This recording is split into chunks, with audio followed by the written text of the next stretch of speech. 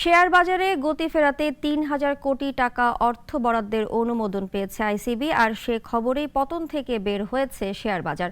তবে গতিশীলতা ধরে রাখতে শুধু আইসিবি নির্ভরতা নয়, এগিয়ে আসতে হবে সকলকে। এক প্রকার অস্থিরতার মধ্যে খানিক বৃষ্টি হয়ে নামলো আইসিবির অর্থ বরাদ্দের অনুমোদন।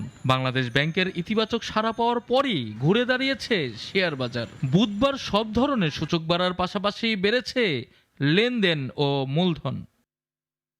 তবে আইসিবির অর্থ ব্যবহারে থাকবে গাইডলাইন। শেয়ার বাজারে বিনিয়োগের পাশাপাশি ব্যয় হবে সুদ পরিশোধে। এদিকে আইসিবির পাশে থেকে শেয়ার বাজারে গতি ফেরানোর আহ্বান চেয়ারম্যানের।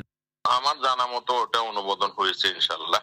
আর এটা ফাইনালি আমাদের অ্যাকাউন্টসে আসতে হয়তো আজকেও আসতে পারে, কালও আসতে পারে। মার্চেন্ট ব্যাংকার্স এন্ড ডিলার্স এরা যদি বিগ ইনভেস্টরারি, তাহলে এটা মোটামুটি একটা সাপোর্ট তো অবশ্যই স্ট্রংলি দেওয়া যাবে।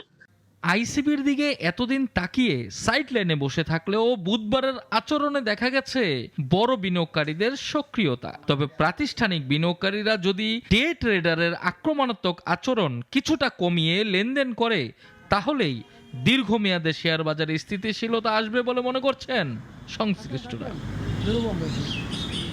সানিয়া আহমেদ, নাগরিক, ঢাকা।